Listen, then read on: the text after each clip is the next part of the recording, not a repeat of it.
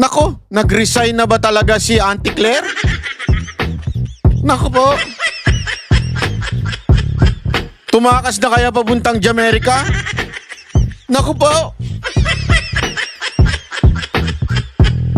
Kasi yun, nakakabasag ng katahimikan eh. Wala ho talagang wala ho tayo naririnig. Mukhang, ewan ko, napipi na po ba si Madam Auntie Claire o ano ba nangyari dyan? Aling Claire, bakit tila, tapakatahimik mo ngayon? Pagkakataon mo na ngayon, Oh. Bakit ba banat ba? Ano ba nangyayari? Bakit naman mo masyadong binubulabog ang pagkatulog ni Aling Claire? Hindi si Aling Claire kasi, di ba alam naman po natin, pag kaya nagsalita, talagang hindi mo mapigilan ang bunganga niyan. Hindi mo mapigilan ang bunganga niyan. Kaliwat kanan ng banat niyan. Pero ngayon, inabangan siya buong Lunes at hindi ho nagsalita, kaya tuloy ang daming agam-agam na itong si Aling Claire mukhang nag-resign na. O kung hindi naman nag-resign, umalis na ng ibang bansa. Naku po.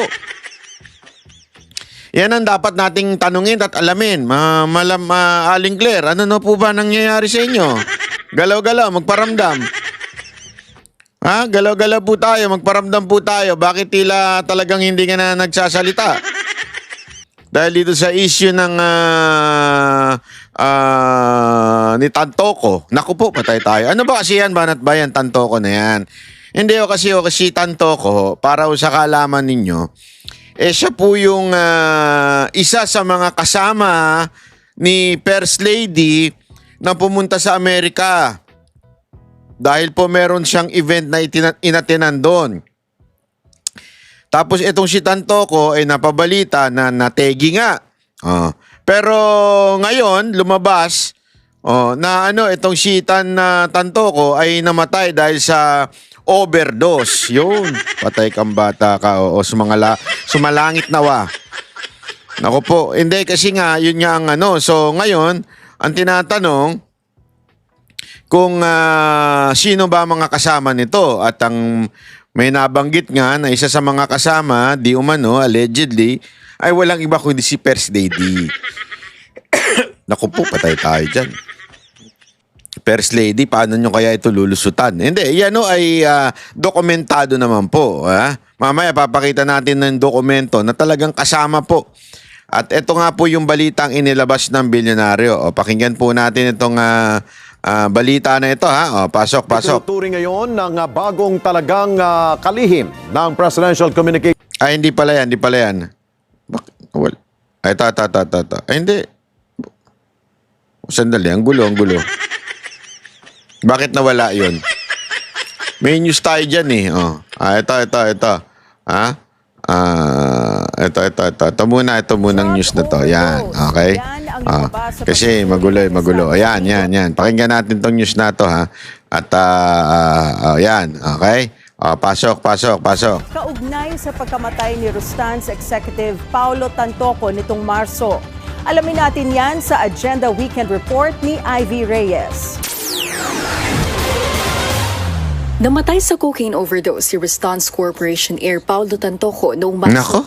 Iyan ang resulta ng toxicology report nito ayon sa Los Angeles County Coroner's Office. Nako po. Buwan ng mapabalita ang pagpanaw nito noong Marso. So una munang establish natin ito po ay meron na pong findings ang kapulisan sa LA. So hindi po ito chismis, hindi po ito gawa-gawa, ito po ay nangyari talaga. 9 Philippine Time listed a significant condition ng posibleng komplikasyon sa puso sa accidental death ni Tantoko.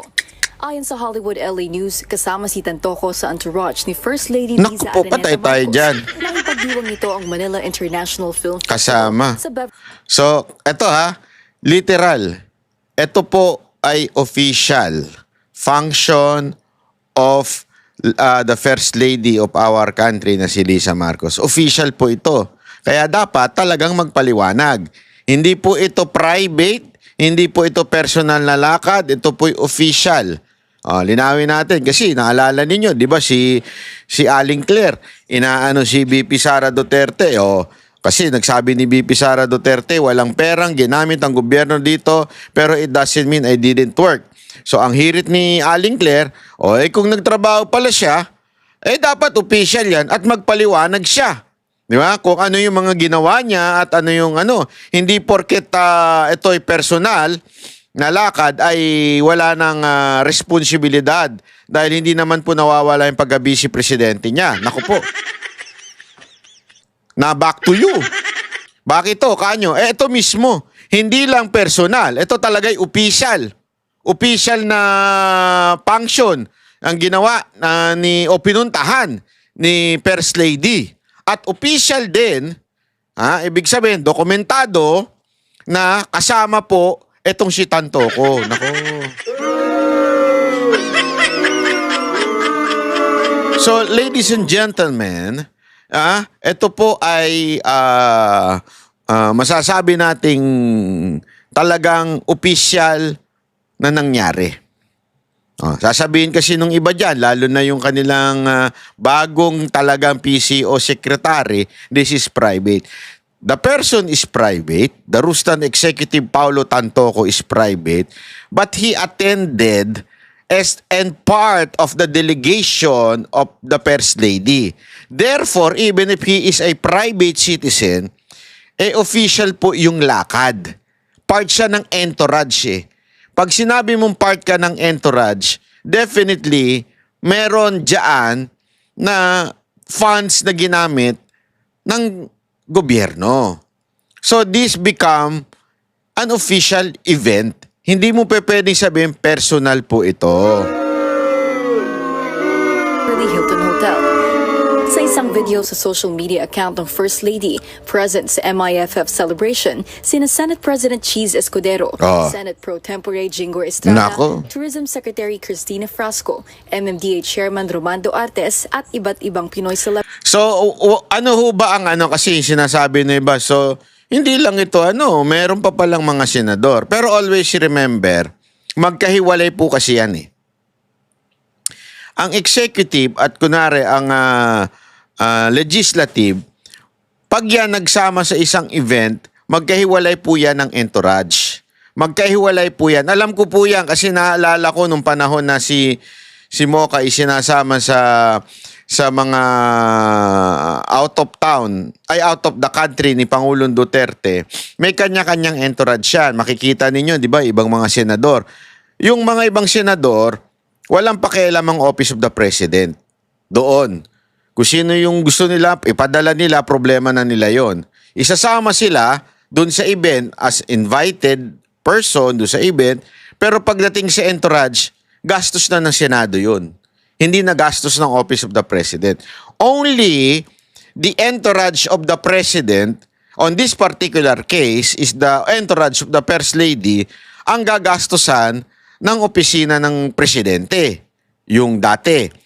So pag may event o merong visit si Pangulong Duterte sa ibang bansa, Office of the President, yung lahat ng mga nasa ilalim niya, nasa executive branch. Halimbawa na dyan, yung sa PCO. At this particular instance, etong si First Lady, kasama niya sa entourage etong si Tantoco. So even if Tantoco is a very private individual, basta kakasama ka sa entourage, malamang sa malamang, ay merong budget mula sa gobyerno o mula sa opisina ng First Lady. Hindi natin alam kung magkano, kaya nga yan yung ating itinatanong ngayon na dapat sana ipaliwanag ni First Lady. Naku po. Ako may suggestion ako sa iyo, First Lady. Kung ako sa iyo, kontakin mo na kagad si Anthony Taberna. Gago! Anyway, para mo naman siyang tagapagsalita, mag-damage control na kayo. Ipaliwanag nyo kung ano talaga nangyari dyan. Noong Mayo, pinabulaanan ng Malacanang ang mga aligasyon ni Vice President Sara Duterte na involved ang First Lady sa pagkamatay ni Tantoco. Naku po. Sa kanya pala nang galing Naku ang po. fake news. Naku po. Siya pala ang source ng fake news na ito Naku po. na pinapakalat. Kumalat kasi ang haka-haka on Fake news daw.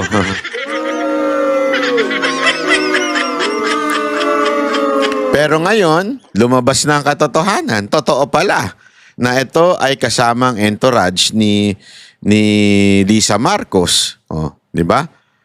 Na namatay at hindi ho namatay sa simpleng bagay, ha? Namatay po sa overdose with the WPS, yung white powdery substance.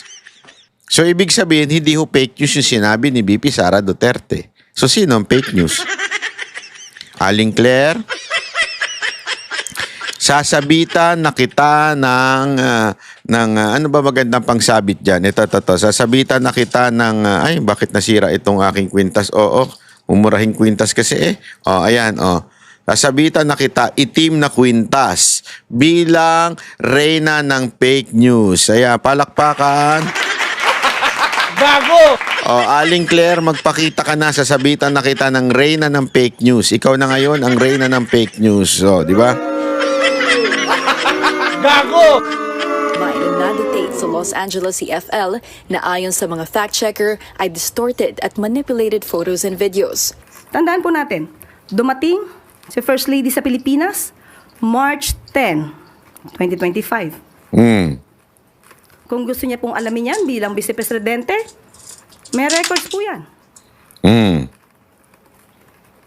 March 11, nagkaroon po ng event. Hindi kaya itong dahilan kung bakit hindi ka nagpakita ngayong Lunes? Ha? Sana naman magpakita ka na ngayong Martes. Ito ba ang dahilan? Aling Claire? Kaya ayaw mong lumabas at matanong ka kung ano ba nangyari? O inaantay mo matanggal si Eden? Hindi kasi baka inaantay lang niya matanggal kasi yung ibang mga media naman, di naman siya tinatanong dyan. Ewan ko kung grabe na talaga media ngayon, bayad na. Walang katanong-tanong. Ano kaya? Si First Lady with the representatives of Girl Scouts of the Philippines. That's May 11, 2025. Pwede po ba nating ipakita? Assistant Vice President ng Response Group si Tantoco. Dati rin siyang Chief Operating Officer ng Pacific Links Gulf Development at Chief Security and Procurement Officer ng Santa Elena Golden Country Estate. Ang asawa naman nito, dating Communications Manager ng Response Group at kasalukuyang Malacanang Deputy Social Secretary. Wala pang pahayag ang palasyo tungkol dito. Para sa Agenda Weekend, Ivy Reyes, Billionaire News Channel.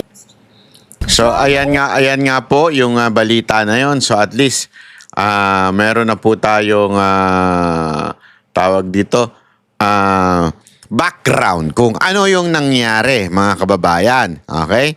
So ito, papakinggan naman po natin ito isang balita na hindi ho sumagot ngayong araw na ito at tila talaga baka naman nag-resign na. Hindi ako nagtatanong lang pero sana wag naman.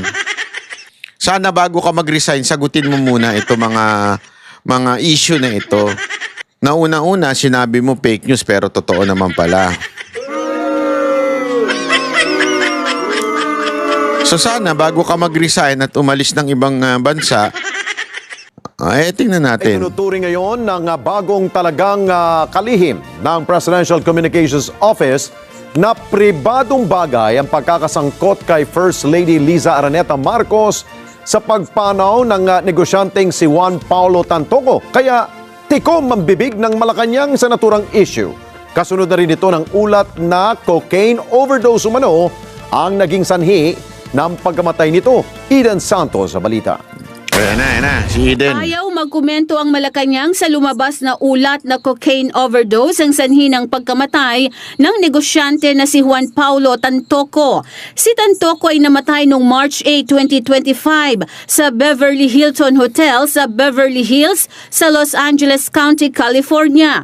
Isang araw pagkatapos dumalo sa Manila International Film Festival o MIFF bilang bahagi ng entourage ni First Lady Liza Araneta Marcos. Naging ugat pa nga ng World War sa pagitan ni na Vice President Sara Duterte at Presidential Communications Office Undersecretary Claire Castro ang issue dahil sa pagsasangkot kay First Lady Liza sa pagkamatay ni Tantoco.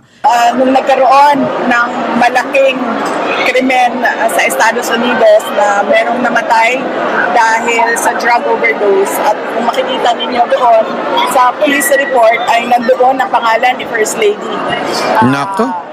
Liza Marcos, na isa sa mga tao doon sa loob ng kwarto kung saan yung tao ay nag-overdose sa suspected drug overdose sa hotel room, at ang daming nakikitang white powder substance na sinabi doon sa police report ay suspected cocaine din, ay bigla nilang kinuha si Pangulong Duterte. Sa kanya pala lang galing ang fake news. Nako. Siya pala ang source ng fake news na ito Nako. na pinapakalat laban sa unang ginang kay First Lady.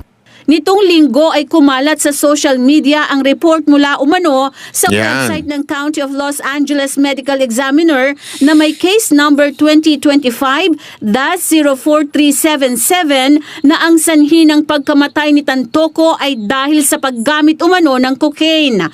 Nakalagay rin sa medical examiner na ang iba pang dahilan ay cardiovascular disease. Makikita rin na open ang status ng kaso ng pagkamatay ni Tantoco. Sa pagbisita ni Presidential Communications Office Acting Secretary Dave Gomez sa press briefing room ng Malacanang ay natanong ito sa issue. Idiniin kasi ni Gomez sa Malacanang Press Corps na ipagpapatuloy niya ang paglaban sa fake news. Nako, bakit wala dyan si Aling Claire? Aling Claire, nangyari? Bakit tila nagtago ka bigla dito sa amo mo? Naku po. Sa tingin niyo po, Sec, part ng fake news yung pag-i-involve po kay First Lady dun sa Tantoco's death? Tantoco's death? Yes po. That's a private matter. Naku, nagbaang-maangan pa. Tantoco's dead. Hindi mo alam? Trending na siya sa social media? Lahat siguro na alam na yan. Ikaw hindi mo alam? Tantoco's dead? Grabe, no? Tila ano siya? Tila, ano tawag doon? Yung patay malisya? Ha? Sino siya? Ano ba yun? Sino ba yun? Si Tantoco? Namatay? Sino yun? Private person yun Oh. Hindi niya, ano, ang sinasabi dito, yung involvement ni First Lady. I cannot comment on that.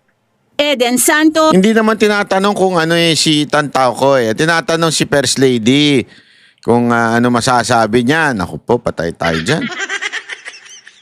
Ito papakita natin tong FB. FB ni post po ni Bobby Tiglao. Ito po yung ayan. Ito pong post ni Bobby Tiglao. Ayan, ito ayan makikita dyan. Ba't ganyan may mukha dito? Ano ba to? Ito naman si nakasagwa ng mukha dito sa kanan ito si Copernico Villaruel. Sandali, tago muna natin. Nadidistract ako sa kapa. Ito, meron daw nagpadala sa kanya. Ito. Sabi niya dito sa caption, I received via Viber this photo of a Beverly Hills police record survivors reporting on Mr. Tantoco's death and person who were with him when police arrived. Noon dumating yung police, eto yung mga tao. Liza Araneta Marcos was one. I also checked if there was such a record supervisor. There is. The palace spokesperson who denied this should explain. Naku po, ayan. Nakasulat dyan. Sa baba. Didistract talaga ako dito sa pagmumukha nito. Nakasulat dyan, Officers entered room and observed hotel security performing chest compressions. Ibig sabihin, yung hotel security daw ay binubumba yung chest, yung ginaganon, yung first aid on an unconscious male subject. officer took over with life-saving measures. Ibig sabihin, tumulong daw yung officer, yung police. And subject was pronounced deceased at 12:05 hours by paramedic. And the cause is initially suspected to be drug overdose. White powder suspected to be cocaine was seen scattered on tables and the floor. Naku po.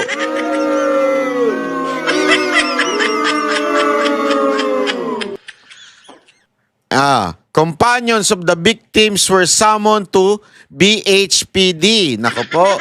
Beverly Hills Police Department for questioning. Which were Daina Arroyo Tantoco, maybe wife, hindi natin alam kung ano siya. Lisa Araneta Marcos, naku po. And Alexa Miro. Etong si Alexa Miro, ito yung napapabalita, allegedly, na may lumabas na news na yan na ito daw si Alexa Miro ay girlfriend ni Congressman Sandro, yung anak nila ni Lisa Marcos. Hindi natin alam kung totoo yun, alleged lang po yun. Pero ang malinaw dito sa dokumentaryo na ito ay naandun si Lisa Marcos.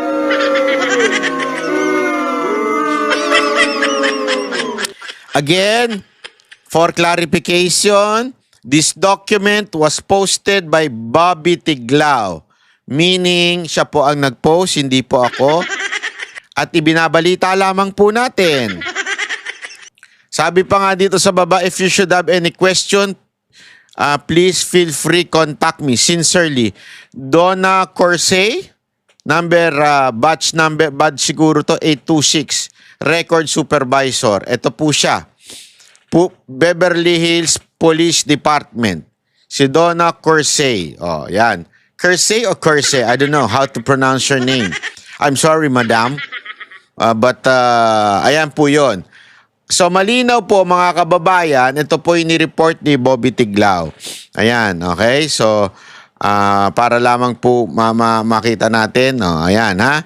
So ayan po yung pinost niya. At ito po yung sinasabi, look, the official website of Singaporean Grand Prix released photos from Saturday race event including photo of Ferdinand Marcos Jr.'s son and Ilocos Norte Representative Sandro Marcos with actress Alexa Miro. Ngayon, ang tanong, yan po ba ay mapapasinungalingan? Kasi, di ba, tandaan ninyo, si VP Sara Duterte, sinabi na to. Etong part na to, ni-report niya na. Sinabi niya ito. Di ba? Tapos, sabi ni Aling Claire, fake news daw. Pero ngayon, lumabas talaga, it was an overdose. So, ayan po yun, ha? So, ibig sabihin, mga kababayan, meron pong dokumento. Ang tanong nga dito, bakit hindi man lang sila nagsasalita? They can deny. Di ba? They can deny. Pero bakit tila walang nagde-deny? Di ba? Mukhang walang salita. Hindi po pwedeng, again kalokohan po yung sinasabi ni PCO Dave Gomez na PCO Secretary Dave Gomez na ito ay pribado. Hindi po ito ay pribado. Namatay yung tao at naandoon si Lisa Marcos. Kung naandoon si Lisa Marcos and there were white powder substance, di ba, scattered on the floor, on the table, the same room. This is a hotel room. Ayan, nakalagay po dyan, Ayan, The Beverly Hilton, location of incident, Wilshire Boulevard, number 5 over Beverly Hills. The Beverly Hilton, Siyala.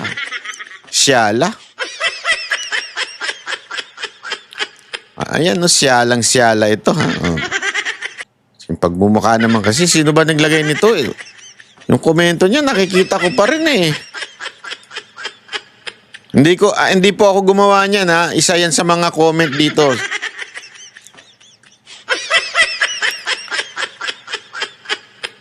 Alam nyo po, meron din pong pinost si Bobby Tiglao na pwede nyo rin nung tignan.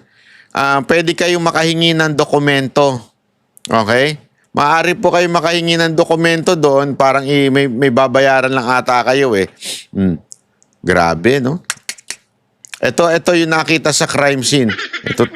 Nandito na naman yung picture. One clear plastic bag containing a white powdery substance. Nako. Three use Nako po, 3. Sino yun? Sino yung 3? 4 lang yung kasama dun. So, isa lang ang hindi Nako. Bakit 3 yun? Ayan na, nakasulat po hindi po ako yan. 3-use syringe containing residues of suspected to be narcotics, several open and unopened bottles of alcohol, a mirror with powder residue enrolled. Naku po, may rolled bills pa. No evidence of forced entry, struggle, or foul play apparent at the scene. Naku po. May nag-comment dito, ini-inject pala yan. Oo, meron yung alam ko yan kasi napanood ko yan sa mga pelikula eh. Diba sinisinghot dun sa dollar bill, sinisinghot. Pag talagang gusto mong mabilisan ng epekto, parang inilalagay yan sa yung ganun sa panturok tapos isasaksak mo. Hindi totoo kasi 'di ba pag gluta, 'di ba yung sabi nga nila hindi naman effective yung capsule na gluta. Para talaga yung sinasaksak sa ugat. Pati L-carnitine, mga ganun-ganun. Kasi dati nag-L-carnitine ako eh. Para pumayat eh. Pagka sinaksak mo yung sa ganun, talagang ang epekto sa'yo, talagang parang galit na galit ka eh. Yung masigla ka, kasi nga yun nga yung pag nag-gym ka, di ba? L-car, paano ka? Ganun yun, para direkta sa ugat. Dito, may 3. Bakit 3? Naku po. Ilan sila doon? 4. Yung mag-asawa, si Lisa Marcos, yung nabanggit kanina, at saka yung artista, di umano ay nalilink kay Sandro. Naku po. So, sino lang sa kanilang hindi gumagamit? Baka naman si Lisa Marcos yun. Gago! Hindi, kaya wag muna kayong magja-jump into conclusion. Baka naman siya yung hindi gumagamit doon. Antayin natin magpaliwanag. Hindi, kayo naman, masyado naman kayo eh. Antayin natin magpaliwanag si Aling Claire kung paano niya ito ipapaliwanag. Di ba? Hindi pwedeng hindi pwedeng, alam mo, ang nakakaano lang dito. Grabe ho, tiningnan ko yung GMA. Tiningnan ko GMA, tiningnan ko TV5. Ay, grabe. Walang kabali-balita. Meron daw sabi hindi ko kasi nakita, ang bilis yun na mag-delete eh. Meron daw binalita ang GMA, tapos biglang dinilit din daw. Kasi nga daw, kasama daw dun sa nagpa-party, isang GMA executive. Silipin lang natin ton GMA ha. Silipin natin. Ayan po, puro sabong tama. Sabong, buto,